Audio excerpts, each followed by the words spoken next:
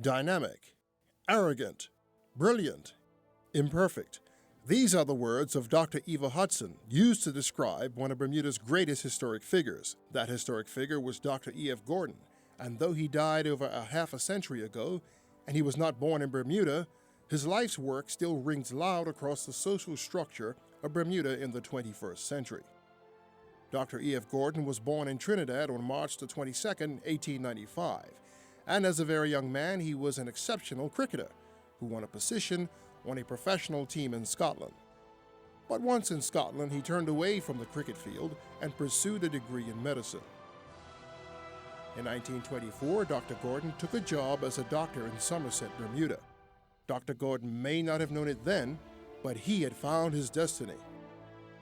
Dr. Gordon found success in Bermuda as a doctor, but he was unhappy with the island's racial segregation and he began to speak out against it. His first target was the Bermuda Welfare Society, a medical charity. The Welfare Society did not hire nurses without UK qualifications. This excluded many black Bermudian nurses who were trained in the United States.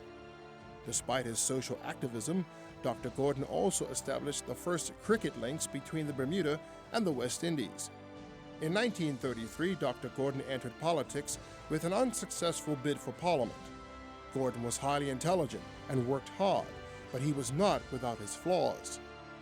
At one point, he publicly stated that he went to the funeral of House Speaker Sir Reginald Conyers to make sure he was put in the hole. His volatile personality and a rocky marriage may have contributed to his failure to win a seat. In 1944, the newly formed Bermuda Workers Association turned to Dr. Gordon to be their leader. Within a year, the BWA had signed up 5,000 new members. In 1946, he finally won a seat in Parliament. Once in Parliament, his fellow MPs persistently refused to address him as Doctor. So, Dr. Gordon publicly announced that his new name would be Mazumbo. After that, MPs finally started addressing him as Doctor, his proper title. But Gordon kept the name Mazumbo for the rest of his life. Dr. Gordon then sent a petition to the UK Parliament demanding to know why working-class Bermudians, who were mostly black, were politically marginalized. Britain responded by ordering the Bermuda government to reform, but the government did little beyond making primary school education free for everyone. Bermuda's power elite hit back at Gordon by making it illegal for unions to run businesses and print newspapers. The legislation was clearly aimed at the Bermuda Workers Association and their newspaper, the Bermuda Recorder. Gordon fought back, but despite the support of a few white MPs, he lost. So he and others founded the Bermuda Industrial Union to take over the BWA's union activities. That way, the BWA was no longer a union and could run the newspaper as it pleased. At the end of World War II, only Bermudians who owned land could vote. This meant only 7% of the population, white or black, had a political vote.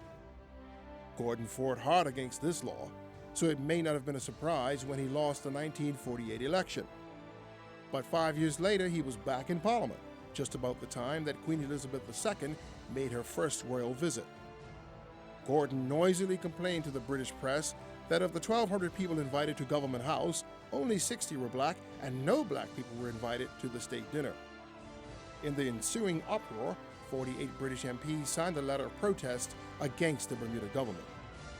Gordon continued fighting for the rights of all Bermudians for many more tumultuous years. In the end, he died quite suddenly in 1955. Dr. Gordon was survived by his many children and grandchildren. The UBP MP Pamela Gordon, who became Bermuda's first female premier, was his daughter.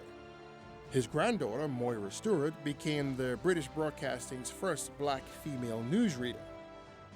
Sir Henry Tucker, his main adversary in the UBP, read a tribute to him before the entire House of Parliament.